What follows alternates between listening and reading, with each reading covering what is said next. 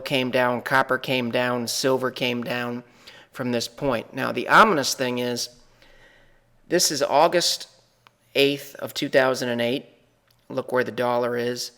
And this is the close on September 9th, which was last Friday. These charts look almost identical. You got a 200-day moving average coming down here in the dollar. We've got the same thing here. You've got a 50-day moving average that's consolidating. It consolidated here. You've got a base, a multi-month base here in 2008. And we've got a multi-month base here in 2011. Here's where the deflationary signal came. Crossed over the 200-day moving average. You'll note where we are here. We just got that same signal on Friday. So, going forward, if this rally in the dollar continues, that means things like copper and agricultural commodities may not do as well as some people believe. So the dollar is key, and we'll give you some things to look for to determine whether or not we're leaning towards a total deflationary type signal, or to see if some of the inflationary assets or something along the lines of the Australian dollar might hold up longer. This table here shows why it's so important to watch the dollar. What this shows us in this column is the performance of these ETFs or asset classes after the dollar began to rally as it did in August of 2008 in the chart that we just showed you. So this is the performance from early August 2008 when the dollar crossed over the 200-day moving average until November 21st, which is where the dollar stopped that huge rally that it had in 2008, which was a deflationary signal, and when the markets were really overcome with fear. So the takeaways here are, this is the historical performance in a similar part in the market. So if the dollar were to spike, we may see something like this. This over here is recent correlations to the US dollar, and that's important. Recently, if you've got a negative correlation to the US dollar, you're in red here. Gold is kind of a fence sitter in this environment. And if you look at the correlation, a chart of gold, gold's correlation has been improving in a bullish manner relative to the dollar, meaning it's less dependent and less tied to the dollar has been the trend. So the takeaway there is gold may hold up, may is the key word, a little bit better than you would expect even if the dollar were to spike here. And that's somewhat what the market's telling us. That might not be the case for silver. So these are the correlations here. How you use this table and how we plan to use it is if the dollar continues to rally, these are your best bets given what we know, which would be shorts, meaning the S&P 500 would drop. Notice how much the S&P 500 dropped here. It dropped 38% from the time the dollar spiked in August of 2008 until late November 2008. Some other takeaways are agricultural commodities got hit hard.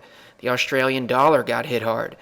Safe havens like consumer staples and utilities and dividend stocks all got whacked pretty hard in here. Preferreds, financial preferreds hit extremely hard.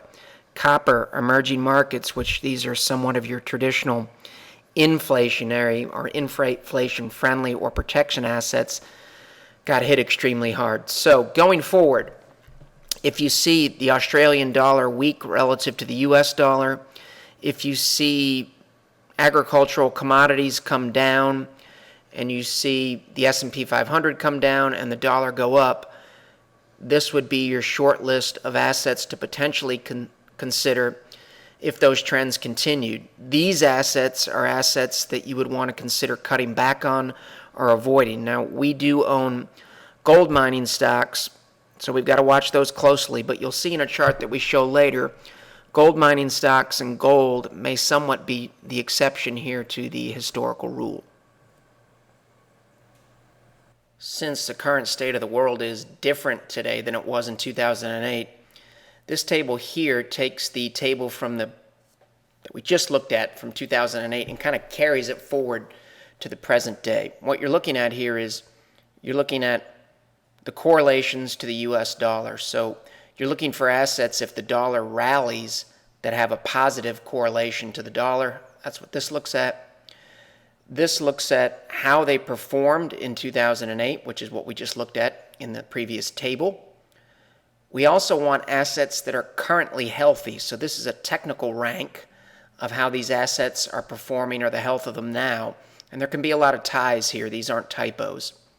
And then the other thing we wanted to do, since in 2008, we really weren't in a position where it was realistic to think that the euro or the dollar could run into major problems. So what we wanted to look at too was, how did these assets perform in 2011, earlier in the year, when the dollar rallied?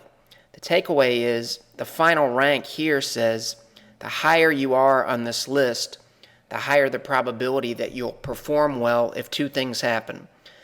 If the dollar rallies sharply and the stock market remains weak, these are good things to look at in a deflationary environment. This isn't a buy list. This is a watch list. This is the list we're going into this week. We do own some of these assets now, and if we see what we want to see in the next week or two, we may add to them. This is the exact same table that we just looked at. It's just the ETFs or asset classes that didn't rank well based upon the parameters that we just looked at. So the takeaway is, if the problems in Europe continue, if the dollar rallies sharply, if stocks remain weak, these are assets that you would want to be careful about based upon these parameters that we just talked about in the previous table that was all green instead of all red. Australian dollar, silver, agriculture, commodities, etc., emerging markets are things that you want to be careful about if these conditions hold. This is an update in table format of the charts that we've shown in the last 2 weeks. The purpose of showing this to you is to show simply that all of the long-term sell signals that we presented in the last 2 or 3 weeks remain in force as of Sunday, September 11th. You can use the pause button here if you want to take a look at this a little bit more. These signals are more important than the monthly signals, because a monthly signal, you'd really like to see it hold into the end of the month.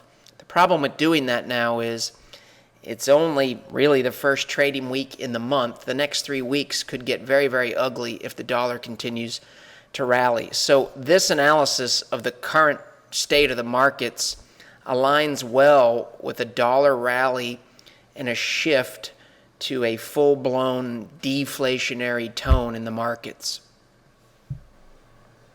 This is also a brief update of something we've presented in the past. You can find the previous videos by going to Google and searching for Shivako Capital Channel, and then click on the link to YouTube and you'll find all the videos. You can go back and review the ones for the last 3 weeks to a month. They should be helpful for do-it-yourselfers and people that might be looking for a money manager.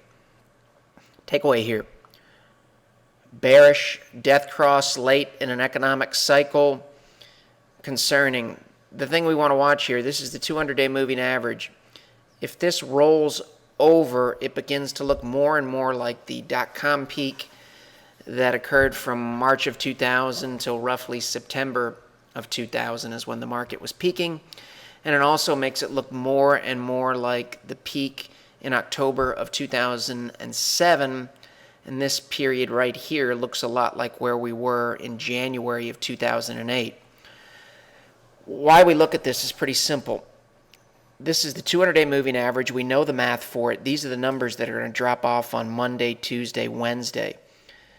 If the S&P 500 remains below 1231 roughly, it says the bias will be for this 200-day moving average to roll over in a negative manner, which is negative for the stock market and increases the probability that we'll break this August low. The other takeaway is the trend from last week is things are getting worse in terms of trying to save this. Last week, the median number was 1222. Now it's further away. It's 1231. The longer this goes on, these are the numbers that will drop off, the harder it will be to prevent this from rolling over, which is bearish. So this also aligns with the potential for our dollar rally sometime in the next few weeks and for a deflationary bias in the markets. A good way for us to monitor the battle between inflation and deflation is to look at the US dollar relative to the Australian dollar. If you own commodities, you want this chart to look like this rather than to look like this.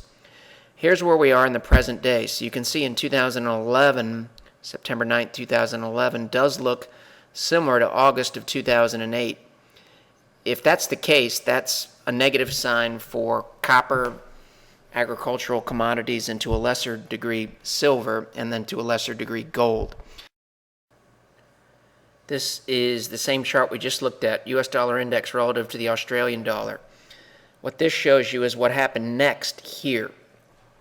So the differentiator really for commodities is if the present day chart looks more like this, again, it's good for commodities.